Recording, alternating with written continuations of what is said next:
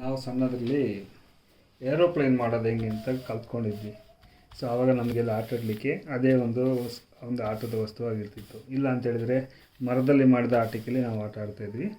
ಆವಾಗ ನಾವು ಕಂಡುಕೊಂಡಂಥ aeroplane, paper aeroplane ಈ ರೀತಿ ಇತ್ತು.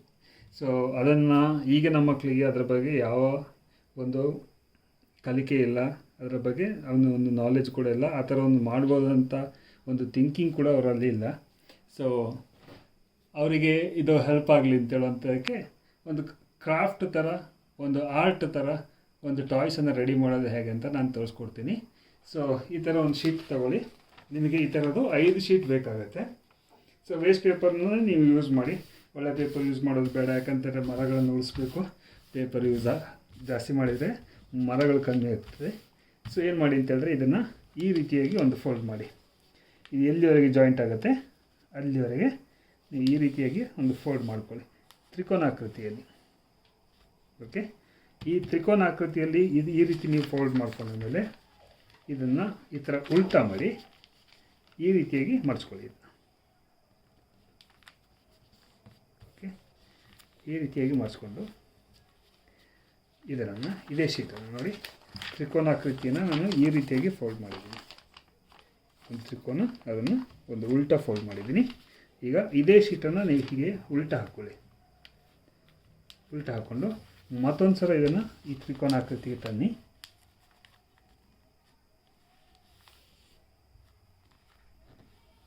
ಈ ರೀತಿಯಾಗಿ ಒಂದು ತ್ರಿಕೋನ ಆಗುತ್ತೆ. ಇದನ್ನು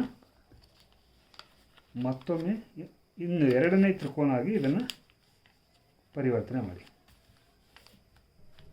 ಈ ರೀತಿ ಇದು ಮೊದಲನೇ ತ್ರಿಕೋನ, ಇದು 2ನೇ ತ್ರಿಕೋನ. ಆ ರೀತಿಯಾಗಿ ಈ ಕಡೆ ಕೂಡ ಇನ್ನೊಂದು ತ್ರಿಕೋನಾಕೃತಿಯಲ್ಲಿ ಇದನ್ನು ನೀವು ಫೋಲ್ಡ್ ಮಾಡ್ಕೊಳ್ಳಿ.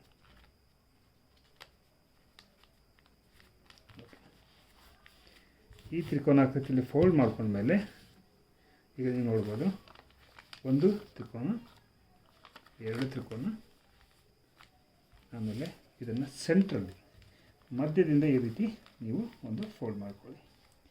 ಸೊ ಇಲ್ಲಿ ನೀವು ನೋಡ್ಬೋದು, ಒಂದು ವಿಮಾನದ ಒಂದು ರೆಕ್ಕೆ ತಯಾರಾಗಿದೆ. ಈ ರೀತಿಯಾಗಿ ನೀವು ಒಟ್ಟು 5 ರೆಡಿ ಮಾಡ್ಕೊಳ್ಬೇಕು. 1 2 3 4 5 ರೆಕ್ಕೆಗಳನ್ನ ತಯಾರು ಮಾಡ್ಕೊಳ್ಳಿ. ಸೊ 5 ರೆಕ್ಕೆಗಳನ್ನ ಮಾಡ್ಕೊಂಡ್ಮೇಲೆ ಇದನ್ನು ಜೋಡಿಸುವಂಥ ವಿಧಾನ ಏನಂತ ಹೇಳ್ಕೊಳ್ತೀನಿ. ಸೊ ಇದು ನಮ್ಮ ವಿಮಾನದ ಮೂತಿಯ ಭಾಗ. ಇದು ಒಂದು ರೆಕ್ಕೆ, ಇದು ನಿಮ್ಮ 2ನೇ ರೆಕ್ಕೆ. ವಿಮಾನದ ಮುಂದಿನ ಭಾಗ ತಯಾರಾಗಿದೆ. ಇದು ವಿಮಾನದ ಹಿಂದಿನ ಭಾಗ.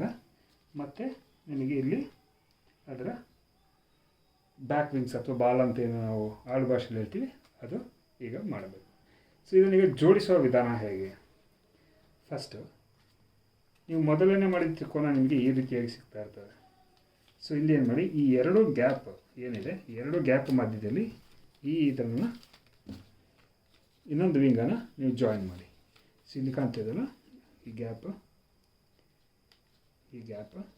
ಗ್ಯಾಪಿಗೆ ಒಂದು ವಿಂಗ್ಸನ್ನು ನಾವು ಜೋಡಣೆ ಮಾಡ್ತಾಯಿದ್ವಿ ಈ ರೀತಿ.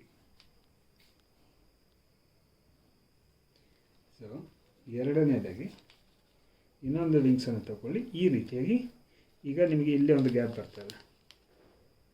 ಇಲ್ಲೊಂದು ಗ್ಯಾಪ್ ಇದೆ ನೋಡಿ, ಇಲ್ಲೊಂದು ಗ್ಯಾಪ್ ಇದೆ, ಇಲ್ಲಿ ಕೂಡ ಒಂದು ಗ್ಯಾಪ್ ಬರುತ್ತೆ ನಿಮಗೆ. ಸೊ 2 ಗ್ಯಾಪ್ ಮಧ್ಯದಲ್ಲಿ ನೀವು ಇದನ್ನು ಈ ರೀತಿಯಾಗಿ ಜೋಡಿಸಿ. ಇವಾಗ ನೀವು ನೋಡ್ಬೋದು,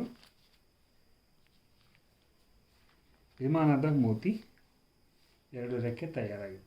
ಈಗ ವಿಮಾನದ ಹಿಂದಿನ ಭಾಗ ಮತ್ತು ಅದಕ್ಕೆ ಇರುವಂಥ ಬಾಲದ ಜೋಡಣೆ ನಾವು ಮಾಡಬೇಕಾಗುತ್ತೆ. ಸೊ ಇನ್ನೊಂದನ್ನು ಈ ರೀತಿ ತಗೊಳ್ಳಿ, ಇದಕ್ಕೆ ಈ ರೀತಿಯಾಗಿ ಒಂದು ಜೋಡಣೆಯನ್ನು ಕೊಡಿ. ಸೊ ಬಾಲ ನಿಮಗೆ ರೆಡಿಯಾಗಿದೆ. ಇವಾಗ ನೀವು ನೋಡ್ಬೋದು, ಈ 3 ಜೋಡಣೆ ಮಧ್ಯದಲ್ಲಿ ಒಂದು ಗ್ಯಾಪ್ ಫಾರ್ಮ್ ಆಗಿರುತ್ತೆ. ಓಕೆ, ಈ ಗ್ಯಾಪ್ ಒಳಗಡೆ ಇದನ್ನು ನಿಧಾನವಾಗಿ ಸಿಲುಕಿಸಿ. ಸೊ ನಿಮ್ಮ ಫೈಟರ್ ಏರೋಪ್ಲೇನ್ ರೆಡಿ.